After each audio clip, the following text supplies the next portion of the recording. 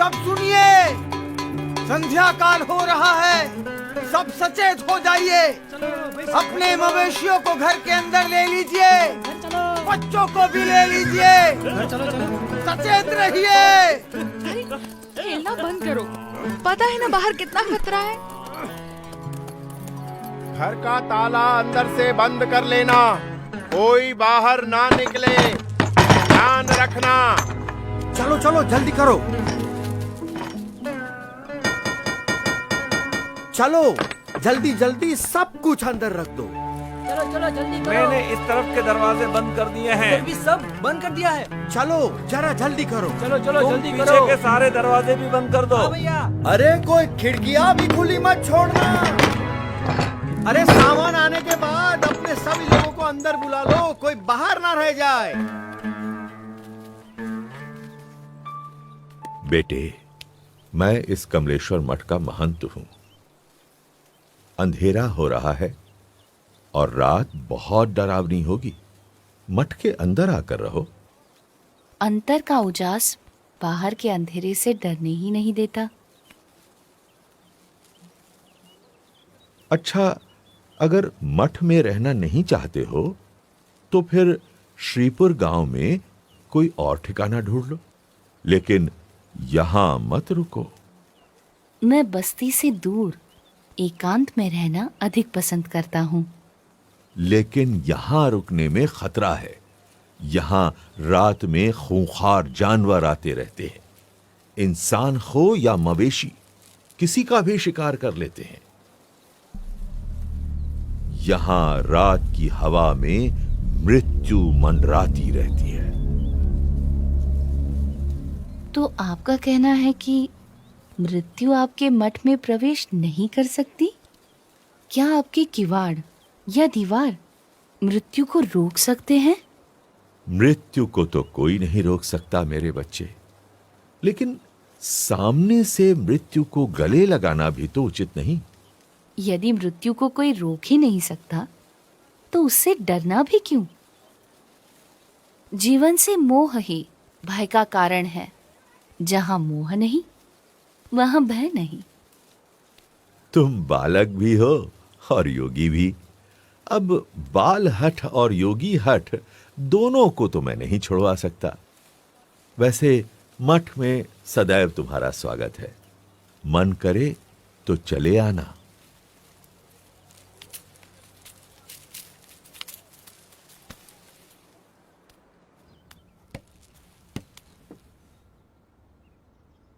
मुझे भय है, अगर कोई जंगली जानवर आ गया तो इसकी मौत निश्चित है।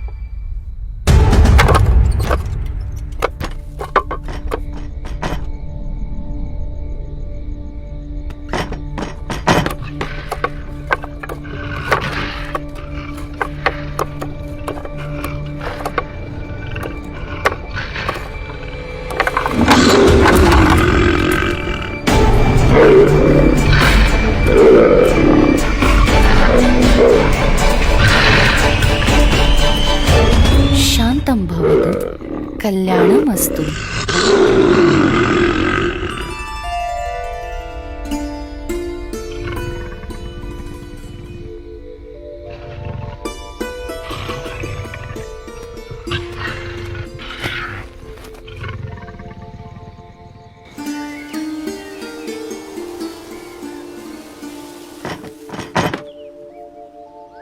ये क्या? मैं ये क्या देख रहा हूं? अकल्पनीय। जहां दिव्य प्रेम हो वहां भय नहीं हो सकता।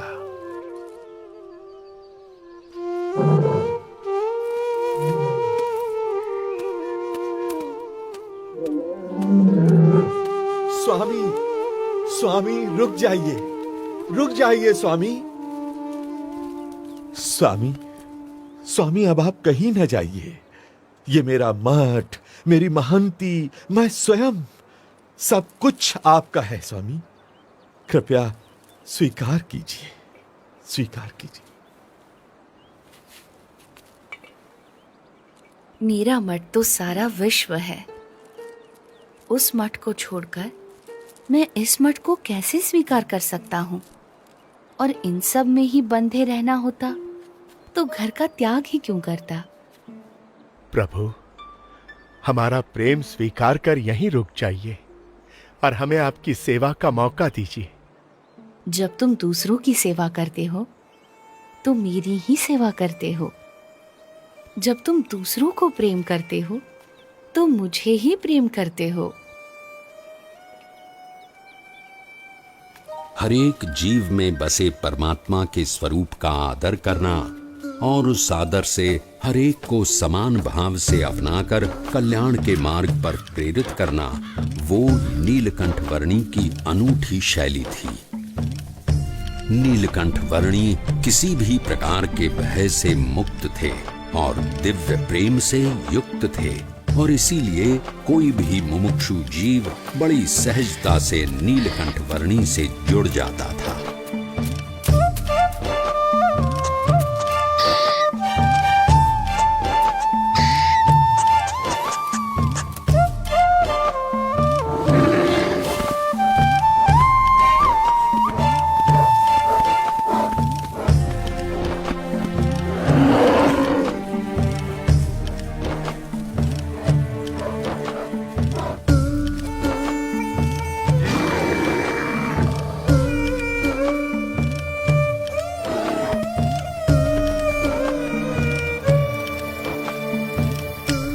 कल सुबह स्नान पूजा आदि करने के लिए अच्छी जगह कहाँ मिलेगी? इस तरफ चले जाओ।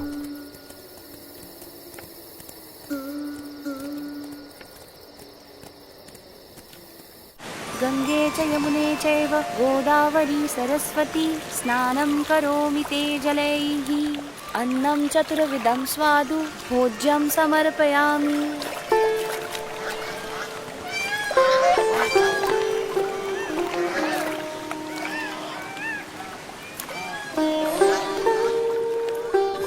हमें जो मनुष्य जन्म मिला है वो बहुत दुर्लभ है और इसीलिए उसका उपयोग भी कल्याण के लिए होना चाहिए।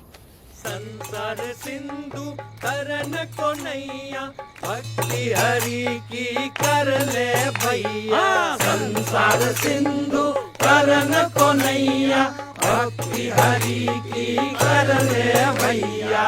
अंत समय हरि मुक्ति दिलावै, बिनु हरि के कछु काम न आवै। अंत समय हरि मुक्ति दिलावै, बिनु हरि के कछु काम न आवै।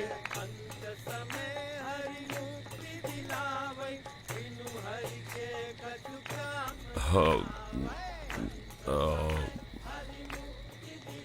भाई वो अपना मजा ले रहे हैं और हम हमारा। उस नशे के सामने ये नशा तो कुछ भी नहीं है। पर इसमें बुरा भी क्या है, मजा आता है। इस व्यसन से अधोगति है और उस व्यसन से उन्नति। पसंद भी आपकी है और निर्णय भी।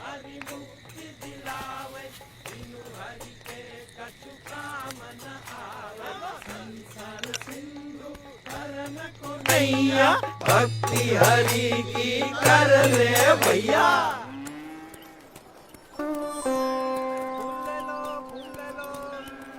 आओ भगवान को चढ़ाने फूल ले लो।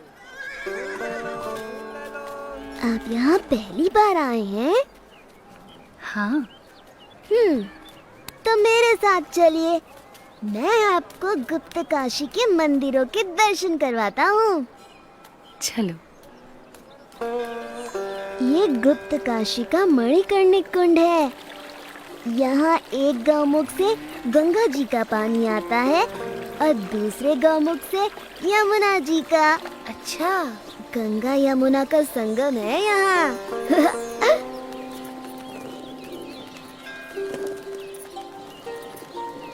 ये विश्वनाथ मंदिर है और ये पास में है अर्धनारीश्वर मंदिर।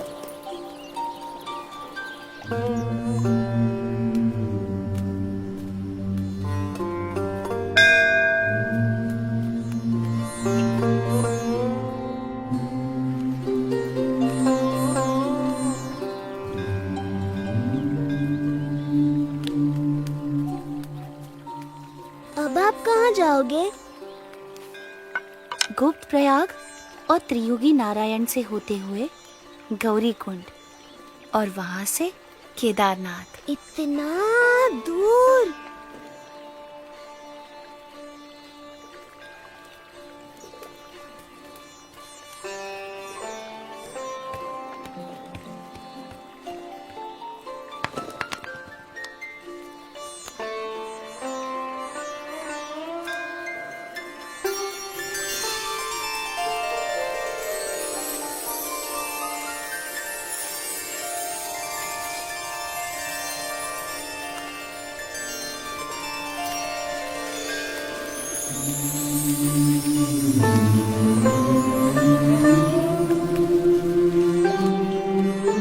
प्रणाम, अपना ध्यान रखना।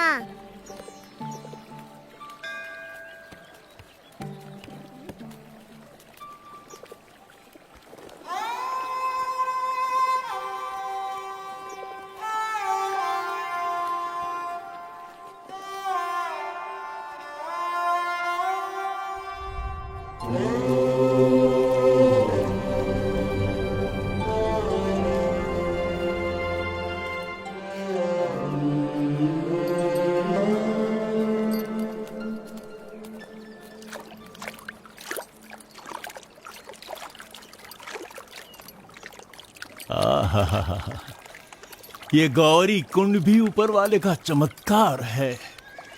चारों तरफ केदारनाथ की ठंड और उसके बीच में इस गौरी कुंड का गर्मीला पानी।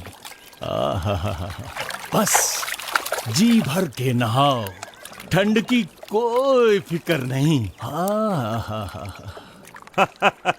सही कहते हो तुम।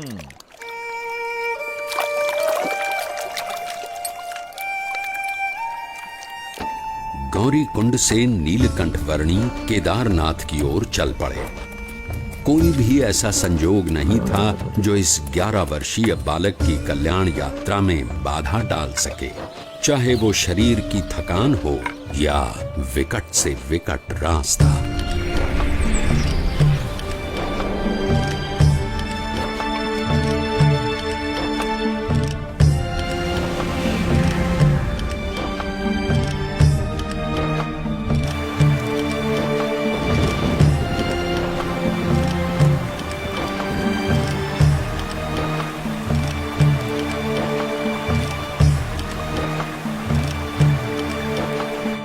भवाटवी में साधु की संगत हरिपद प्राप्त करावे।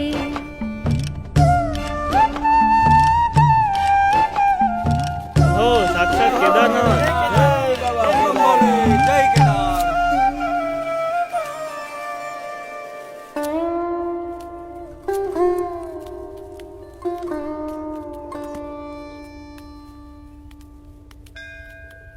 ये कहाँ खोया हुआ है? अरे किस दुनिया में हो भाई? साक्षात नारायण की दुनिया में। हाँ? क्या? कहाँ? मुझे इन वर्णी में साक्षात नारायण भगवान के दर्शन हो रहे हैं। तुम भी दर्शन कर लो। साक्षात भगवान नारायण। हाँ। ओह प्रभु, साक्षात नारायण। धन्यवाद धन्यवाद। प्रणाम प्रभु। प्रभु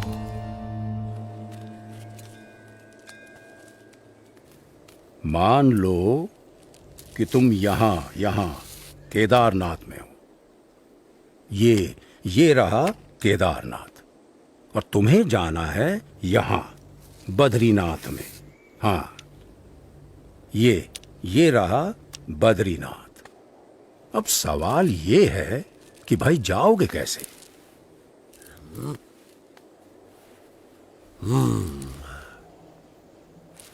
तो तुमको जाना पड़ेगा पहले ज्योतिर्मठ, ये यहाँ पर, और फिर यहाँ से ऊपर ये हाँ, यहाँ तुम पहुंचोगे बद्रीनाथ। ये तो बड़ा लंबा रास्ता है, ज्यादा समय लग जाएगा। यही एक भला चंगा रास्ता है जो तुम्हें सही सलामत पहुंचा सके, और कहीं इधर उधर भटकने गए तो हमेशा के लिए भटक जाओगे। किसी जंगली जानवर का शिकार हो जाओगे, या भटकते भटकते ही मौत के मुंह में जा गिरोगे। हाँ, फिर तो हम इसी रास्ते से जाएंगे। हाँ भाई, क्या कहना है तुम्हारा? हाँ भाई, जान बचेगी तो ही तो बद्रीनाथ पहुंचेंगे। हाँ?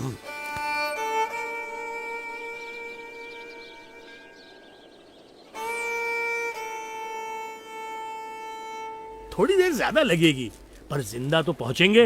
हाँ, सही समझे। हाँ भाई, सुरक्षित रास्ते से ही चलेंगे।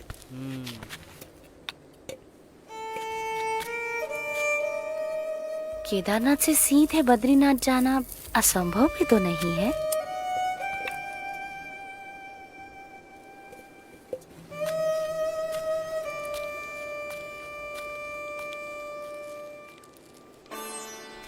केदारनाथ से सीधे बद्रीनाथ, एक ऐसा मार्ग जिससे गुजरने के बारे में कोई सामान्य मानवी तो सोच भी नहीं सकता था, जहां मानो मनुष्य जीवन का अस्तित्व ही नहीं था। ऐसा कुछ भी नहीं था जो मनुष्यों को जीवित रहने देने का कारण बने। अगर कुछ था तो बस कदम कदम पर खतरा।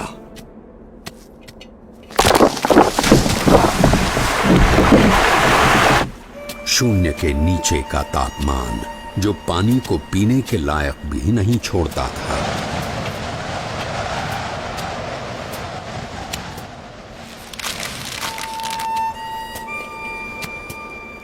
मीलों तक फैली हुई बर्फ जैसे विपत्तियों का महासागर, और हर क्षण मृत्यु का आह्वान।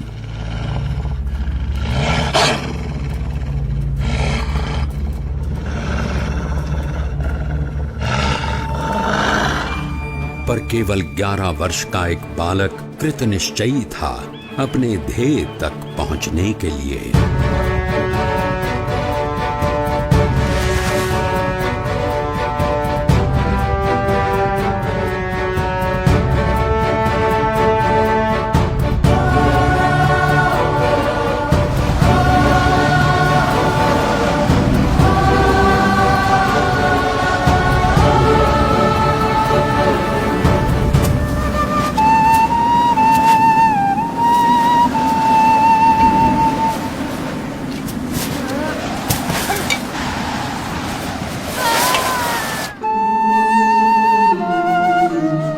परमात्मनि यो रक्तो विरक्तो अपरमात्मनि।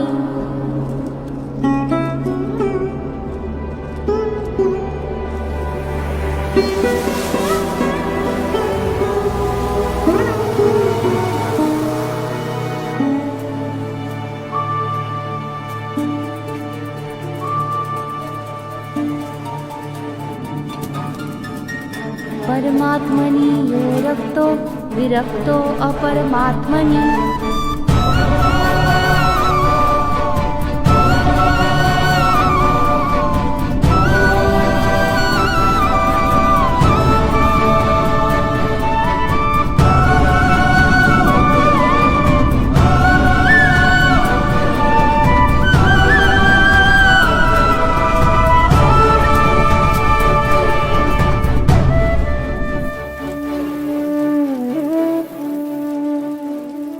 इस ठंड में हम लोग यहाँ कंबल ओढ़कर भी ठीक से सो नहीं पा रहे, और वो बच्चा नंगे पांव खुले शरीर केदारनाथ से सीधे बद्रीनाथ के विकट रास्ते पर अकेला चल पड़ा है। क्या हुआ होगा उसका?